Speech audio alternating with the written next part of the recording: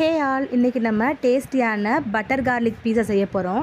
அதுக்கு நான் பெரிய பூண்டாக எடுத்து உரிச்சிக்கிறேன். அதுதான் வெட்டுறதுக்கு ஈஸியாக இருக்கும். ஸோ அந்த மாதிரி பெரிய பெரிய பூண்டாக எடுத்து உரிச்சிக்கோங்க. அதை உரிச்சிட்டு நான் தேவையான அளவுக்கு பூண்டு எடுத்து நல்லா நைஸாக நறுக்கிக்கிறேன். ரொம்ப குட்டி குட்டியாக நறுக்கிக்கோங்க. இது கூட கொத்தமல்லி நல்லா பொடிசாக நறுக்கிக்கோங்க. எல்லாமே சின்னமாக இருக்கணும், இல்லைனா ரொம்ப வேகாது. நெக்ஸ்ட்டு சில்லி ஃப்ளேக்ஸ் இல்லாதனால நான் வீட்டிலே சில்லி ஃப்ளேக்ஸ் ரெடி பண்ணிக்கிறேன். வரமிளகாய் எடுத்துகிட்டு பல்ஸ் மோடில் மிக்ஸியில் அடிச்சிங்கன்னா சில்லி ஃப்ளேக்ஸ் ரெடி ஆயிரும்.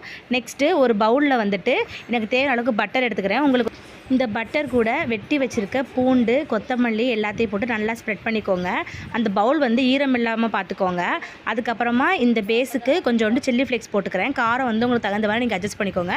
இது கூட உப்பு போட்டுட்டு நல்லா மிக்ஸ் பண்ணிங்கன்னா நீட்டாக ரெடி ஆயிரும். இது ஆரிகானோ நான் இதில் போடலை, உங்களுக்கு வேணும்னா நீங்கள் போட்டுக்கோங்க. இது எல்லாமே முடிச்சதுக்கப்புறமா பீஸா பேஸை கீழே வச்சு அதில் வச்சுருக்க ஸ்டஃபிங்கை நல்லா ஸ்ப்ரெட் பண்ணி விட்டுக்கோங்க. அந்த ஸ்டஃபிங் மெல்ட் ஆகிற வரைக்கும் மூடி வச்சுக்கோங்க. நான் காரத்துக்காக லைட்டாக பெப்பர் தூள் ஆட் பண்ணியிருக்கேன், வேணும்னா ஆட் பண்ணிக்கோங்க. இதை மூடி வச்சு நீங்கள் க்ளோஸ் பண்ணி எடுத்திங்கன்னா பட்டர் எல்லாமே மெல்ட் ஆயிரும். அதுக்கப்புறமா நீங்கள் பிடிச்ச ஷேப்பில் கட் பண்ணி சர்வ் பண்ணிங்கன்னா பட்டர் கார்லிக் பீஸா ரெடி.